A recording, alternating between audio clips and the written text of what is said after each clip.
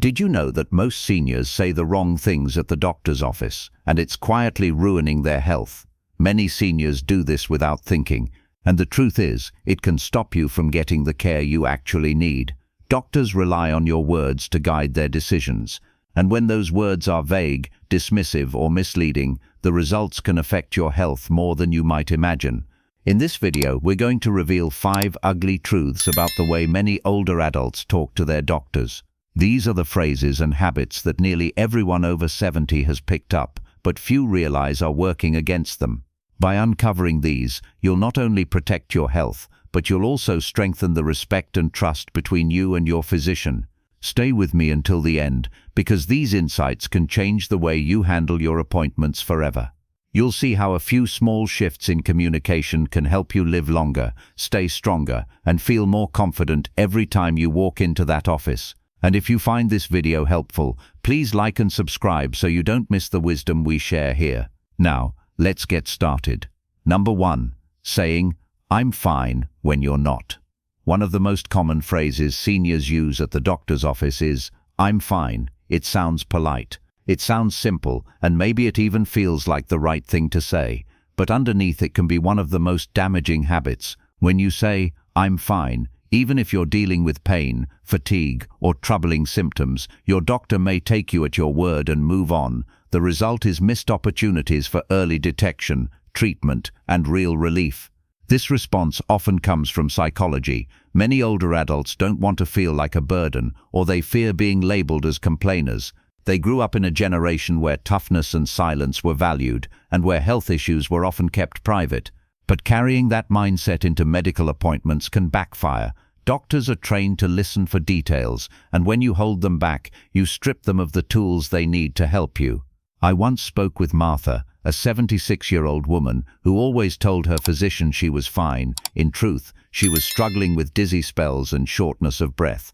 By the time she finally admitted what was happening, the condition had advanced further than it should have. Had she spoken openly sooner, her recovery would have been much easier.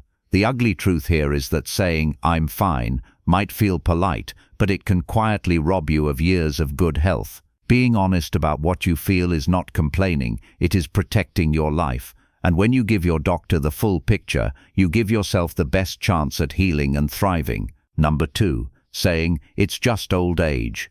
Another phrase that almost every senior slips into is, "It's just old age."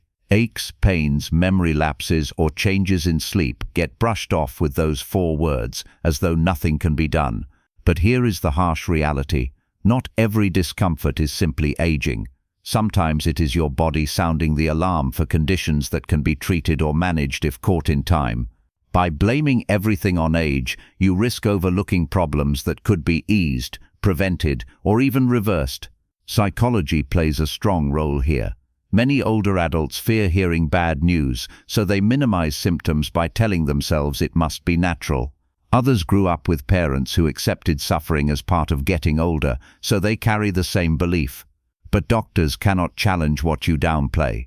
When you say, "It's just old age," you teach them to dismiss what could be a warning sign.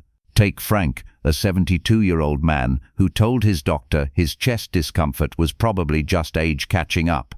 He ignored it until one day the pain grew unbearable. Tests revealed heart disease that could have been treated earlier with far less risk. That delay cost him months of recovery and left him weaker than before. The ugly truth is that brushing off symptoms with, "It's just old age," doesn't make you tough, it makes you vulnerable. A doctor's job is not to judge you for growing older, it is to separate what is normal from what is dangerous. Give them the chance to do that by describing what you feel, even if you think it might be nothing. If you're still watching this video and finding these insights valuable, please comment number 2 below to let me know you're here. And if you haven't subscribed yet, I recommend you subscribe and turn on the bell so you don't miss any videos. Your support helps us continue creating good content to inform and inspire you. Now, let's move forward. Number 3. Saying, "I don't want to bother you." Far too many seniors enter the exam room with an apologetic tone, saying things like, "I don't want to bother you," or "I know you're busy." While it may sound humble, this habit undermines your own care. Doctors are there for one reason: to help you. When you downplay your needs, you unintentionally give the impression that your issues are minor, even when they may not be. Over time, this leads to rushed visits, overlooked details, and untreated problems. The root of this response often comes from a lifetime of valuing other people's time over your own. Many older adults were raised to respect authority figures, to be courteous, and to never take up too much space. But in the medical setting, that same politeness can become harmful. When you treat your health as less important, others may follow your lead. I remember George, a 69-year-old man who always told his doctor he didn't want to bother him. He skipped over his sleep problems and constant leg cramps. Months later, he ended up in the emergency room with a blood clot that could have been managed earlier. His hesitation to speak up had real consequences. The ugly truth is that by trying not to bother your doctor, you may be robbing yourself of answers and solutions that could change your life. Your health is never an inconvenience. It deserves time, attention, and honest conversation. And when you claim that space, you give your doctor the chance to do their best work for you. Number 4, saying, "You're the doctor, you decide." Another phrase that may seem respectful but is quietly dangerous is, "You're the doctor, you decide." On the surface, it sounds like trust. In reality, it strips you of your voice in the most important decisions about your body. Doctors have knowledge, but you are the one living with the outcomes of the choices. When you hand over full control, you risk treatments that may not fit your values, your lifestyle, or your comfort. Psychology shows us why this happens. Many seniors grew up in an era when doctors were seen as unquestionable authorities. To challenge or even ask questions felt rude. But medicine today works best when it is a partnership. Your input matters, your concerns matter, and your preferences matter. Without them, even the most skilled doctor cannot give you care that truly supports your life. Consider Ruth, an 81-year-old woman who told her physician, "You're the doctor, you decide." She was prescribed a medication that caused side effects she could barely manage. Later, she admitted she never mentioned her worries because she didn't want to seem difficult. Once she began sharing her thoughts openly, her care improved dramatically, and she finally felt heard. The ugly truth here is that doctors are guides, not dictators. They bring expertise, but you bring lived experience. When you step into the conversation and share your perspective, you build a plan that honors both. Silence may feel polite, but participation is what truly protects your health.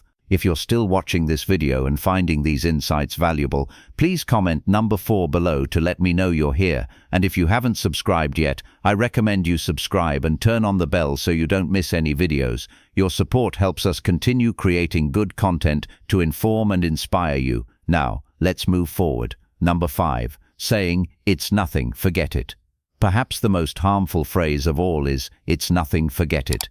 Seniors often use this line when they feel embarrassed, when they think their concern is too small, or when they worry about sounding foolish. But dismissing your own symptoms can have life-changing consequences. What feels minor today may be the clue that prevents something far more serious tomorrow. From a psychological standpoint, this habit is rooted in self-protection. By brushing off worries, you avoid the fear of bad news. It also ties to pride, because admitting to a problem may feel like admitting weakness. But the cost of this defense is high. Doctors can only work with what they hear. And when you shut down a topic with "forget it," you close the door on answers you may desperately need. Take the story of Leonard, a 75-year-old man who noticed bleeding gums but quickly told his dentist, "It's nothing, forget it." Months later, he was diagnosed with advanced gum disease that had begun to affect his overall health. If he had voiced his concern earlier, treatment would have been simple and far less painful. The ugly truth is that no symptom is too small to mention. Your body speaks through these signals, and ignoring them doesn't make them go away. By refusing to minimize your experiences, you take charge of your well-being. What you share may be the very key to preserving your strength, independence, and quality of life in the years ahead. Final thoughts. What stood out to you the most in this list? Did you recognize any of these phrases in your own conversations with your doctor? The truth is, the words we choose matter more than we think, especially when it comes to our health. By avoiding these 5 common mistakes, you give yourself a stronger voice and a greater chance of receiving the care you truly need. Remember, your doctor is not just there to treat symptoms, but to understand you as a whole person. When you speak clearly, directly, and without minimizing your concerns, you build a partnership that can keep you healthier, longer, and more independent. You are not a burden, and your questions are not silly, they are vital. Thank you for joining us today. We'd love to hear from you. Leave a comment below and share one thing you learned today and how you plan to use it in your life. Your thoughts are important to us, so don't hesitate to share them. Reading your comments gives us great motivation and encouragement. If you enjoyed this video and found it helpful, please like, subscribe, and share. Your support helps us continue creating good content to inform and inspire you. Thanks for watching, and we look forward to seeing you in the next video.